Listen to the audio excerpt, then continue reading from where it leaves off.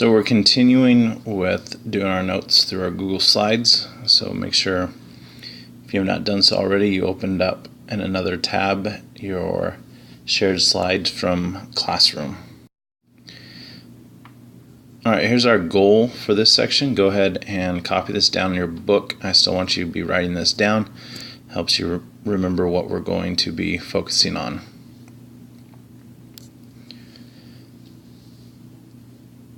In the case of this section, we're going to start dealing with this idea of Venn diagrams and drawing conclusions based on what that data tells us. Okay, so initial lead-in, talking about our chocolate and vanilla, kind of tying back into 9.2 survey. And so there's a question where this data makes a different statement than what we saw in 9.2. So how would you explain that this data may be less valid compared to the data from the previous survey? So go ahead and pause now and type in what you feel would be an explanation of why this one is less valid.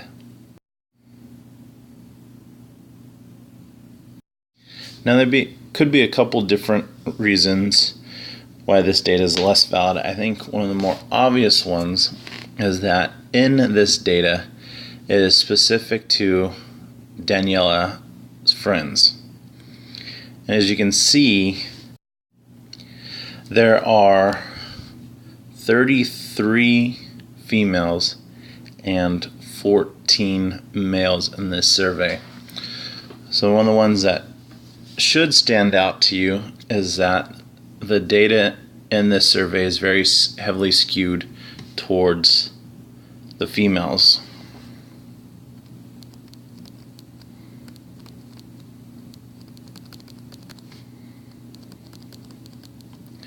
Which then could have a huge impact on whether chocolate or vanilla is chosen.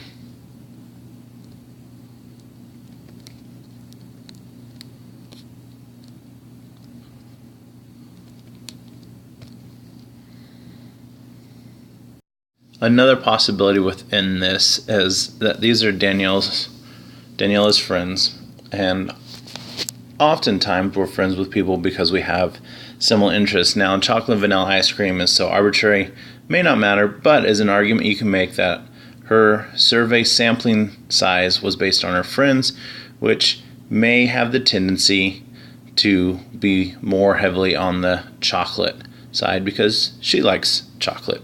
So just another thing to keep in mind when talking about surveys and how that sample size is collected.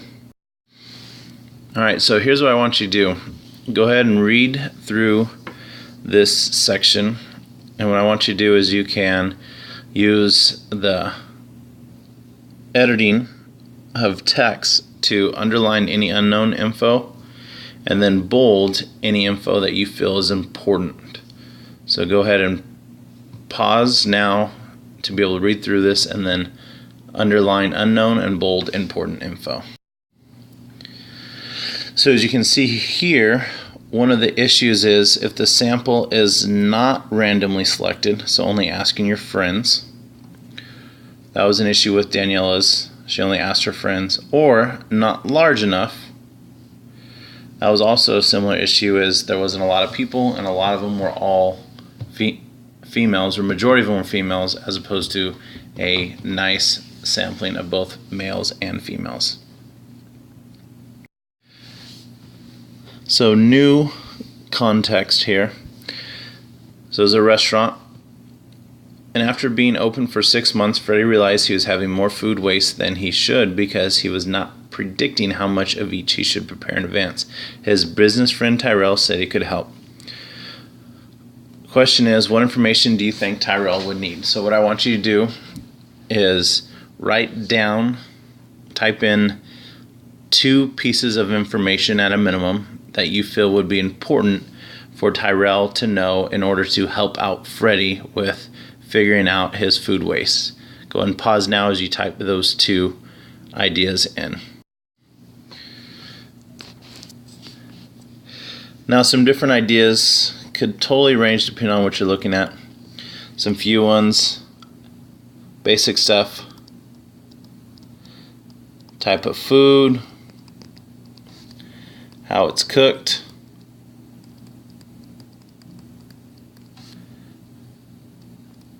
daily sales, can even go hourly sales, breakdown of food type sold,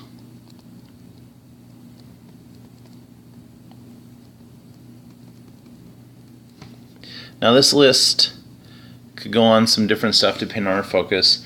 We'll see on the next one that we'll get it focused down a little bit more for us, but it's always a good idea to think through what type of information would be helpful moving forward and trying to figure out your data sets. So after Tyrell got the information from Freddie, he came up with this Venn diagram to help assess the food waste and where that's happening based on what type of food is ordered by the customers. And so you can see a Venn diagram here where it focuses specifically on fish and then fried foods within the restaurant.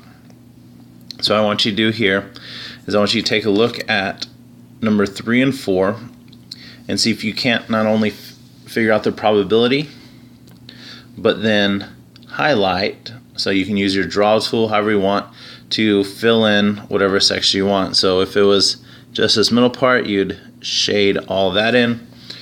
So shade in whatever you feel is representative of this answer.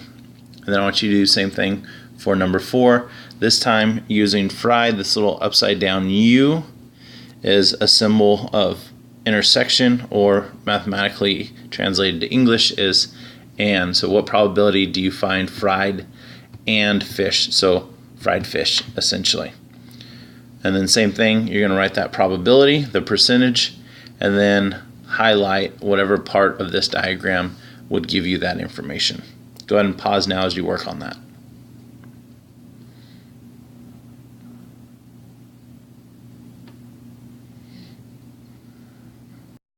Okay, so as we look at this first one, we want to talk about fish. So the initial mistake most students will make is they say fish and they go 30, because I think this is 3 different things. We have fish, we have fried, and then we have something else. Well, what this is this whole circle or oval is our fish percentage. So our total fish is actually 45%. And so as we come down to our answer down here, what is the probability that a randomly selected customer would order fish? Well, it's 45%, or 45 out of 100, because that would give us a 45%. Now as far as shading in, what that would be this whole section, because we want the total amount of fish. We don't care if it was fried or grilled. We're just worried about, for this first one, is the fish amount. So that would be the part of the diagram that would tell us the total amount of fish. Now as we go down to number 4, it says, what is the probability that a randomly selected customer would order fried fish? So as we already saw, we had 45% is fish. We have fried, and so for us, our total amount of fried is a combination of this 20 and this 15. So we have a total amount of 35% that is fried food. Now these are not fully together, hence why you have a little bit of overlap but not complete overlap. So total fish and total fried actually share a little bit here, and what they share is this intersection. Remember when I came back to here, this one of the definitions I gave for this upside down U was the intersection. So what's the intersection of fried and fish, or what's the percent of people that want fried fish? Well, that is this portion right there. So then the people is 15%, or 15 out of 100 people want fried fish. And so the part that we would shade is that intersection of the two ovals for 15%. Now I want you to work on number 5 and 6 here and see if you can't figure out the probabilities just like we did on the previous ones. Go ahead and pause now as you work on 5 and 6. Alright, so hopefully number 5 you are decently confused. If you weren't, one of two things happen. Either you didn't quite understand the question, or you totally understood this question was a trick question based on the way the data is set up. So based on what we're being asked, we want to know fried and chicken. So we want fried chicken. Well, what we know is we know fried and we know fish. This Venn diagram does not tell us anything about chicken, which is one of the limitations of a Venn diagram, as it only given us 2 pieces of information here. Now there is a way where you can add in more parts to a Venn diagram where you can have 3 portions to it.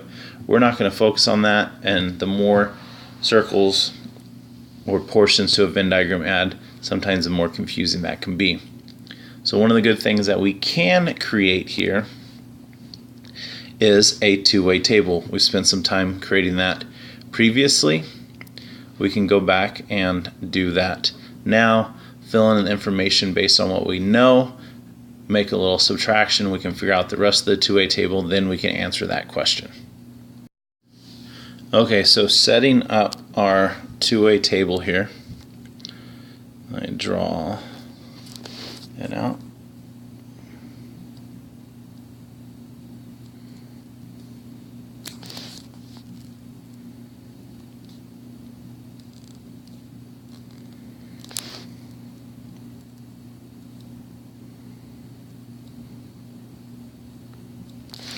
So we have fish, we have chicken, we have our total amount this way, and then we have the methods of cooking. We have fried, we have grilled, and we have our total this way.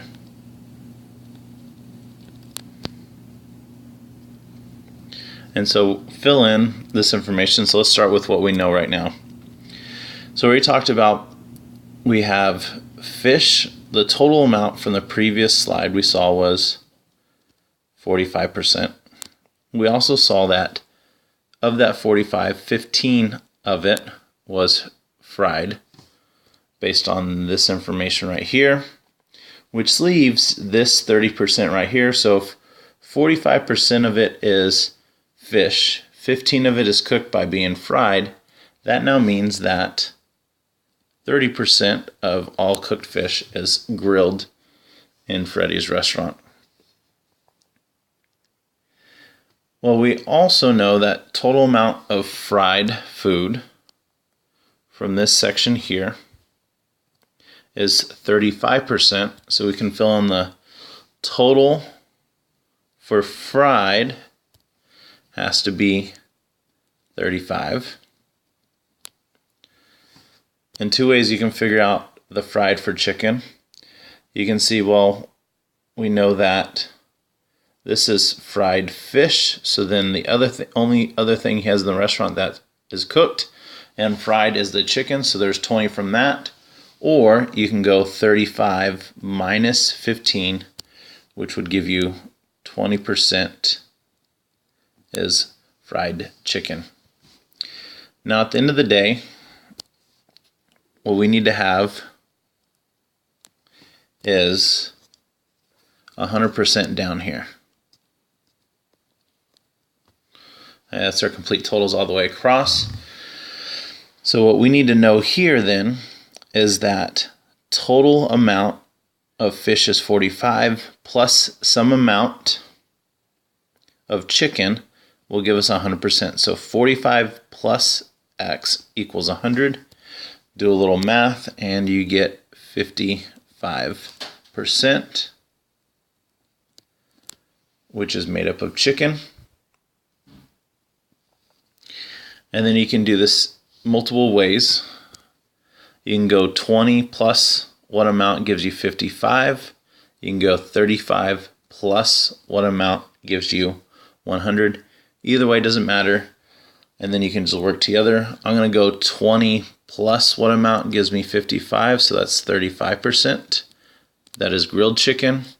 Add those straight across and you get 65. 35 plus 65 is 100.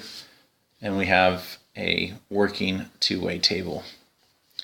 Now as we look back to number 5, we want to know what percent is fried chicken.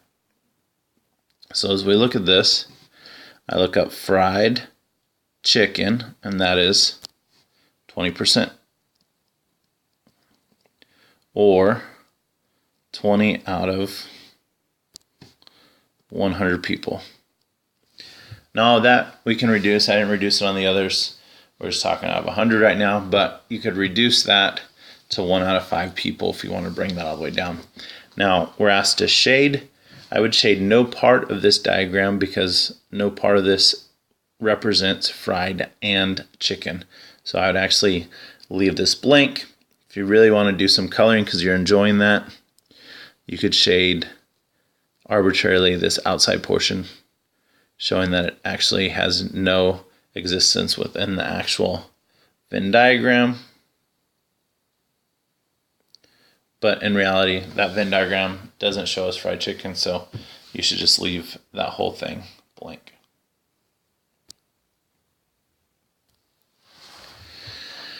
Now as we look down at number 6, it says, what is the estimated probability that a randomly selected customer would want their fish grilled? So it's probability of grilled and fish. And so trying to rewrite that as this, and so we'll go grilled and is the upside down one. We want fish and figure out what that percentage is. So we have a two-way table that'll help us. We can also look at our Venn diagram. So we'll go two-way table, then I'll show a Venn diagram as well. So we go grilled. So that's all our grilled, and we look for the intersection with fish. So that's our 30%. As we look at our Venn diagram, our total amount of fish is 45. 15% of it is fried. So that means 30% of it is grilled. So our answer for this would be 30%, or 30 over 100. And looks like I erased our answer over here, which was 20 over 100, or 20%. Now shading down here for us is this portion right here. So that's our fish. Even though it doesn't say specifically how that one's cooked, there's only 2 ways of cooking. And if the intersection part is our fried fish, then 30% is our grilled fish.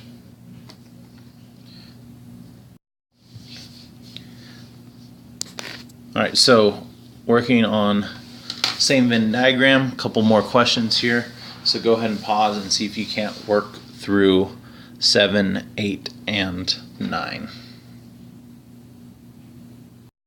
Okay, so number 7, if Freddie serves 100 meals at lunch on a particular day, how many orders of fish would he prepare with his famous fried recipe? So here's what we're looking for. We are looking for fish that is fried. So we've already answered this question previously. If you need to go back, you can go back and look at that.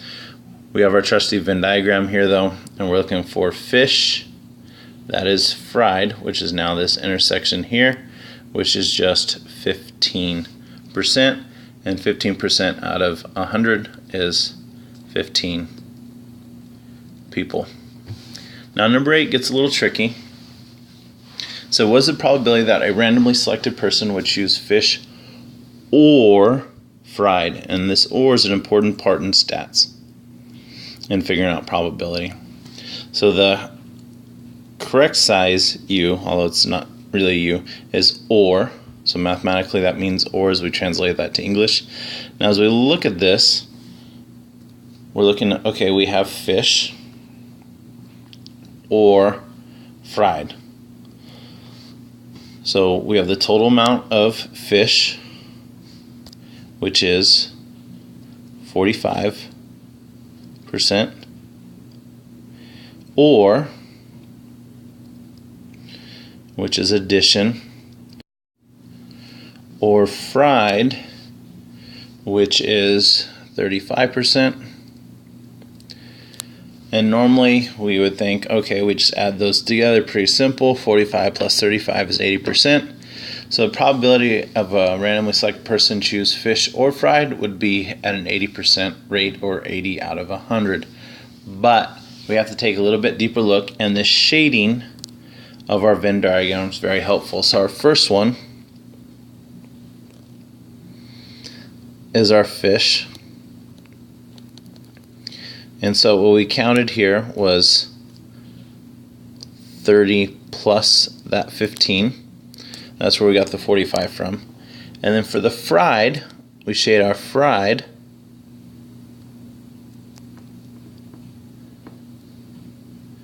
Which we can see gives us our 20 plus 15. But there's our issue.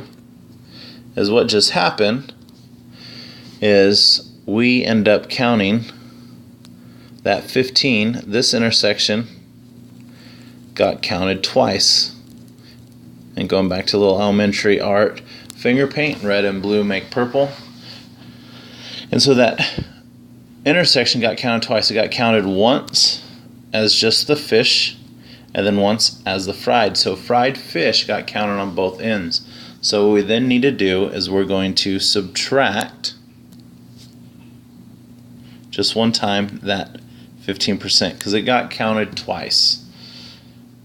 And so we need to subtract one of them because we can't count the same amount twice. Now, when we work through that, that would give us our total answer of 45 plus 35, we already said was 80, minus 15 gives us 65%. Alright, moving down to 9. What is the probability that a randomly selected person would not choose fish or fried? Now as we look at this, we know the probability of someone choosing fish or fried is 65. And we want the probability that they would not choose that. And so then we know our total probabilities have to add up to 100. And so really, we have some amount that we're unsure of. Plus 65% has to equal 100, or rewritten as 100 minus 65, which then gives us a total of 35%. Now what this is called is the complement. So we know the probability of fried or fish is 65, and the probability of not choosing fish or fried is 35%, and that's 35% is called the complement to fried or fish. And the complement added with what the event was always adds up to 100, which we can see here. The complement, which was our 35% here, plus our 65 would give us that 100%. So that's what we call a complement. And so let me write it out here for you.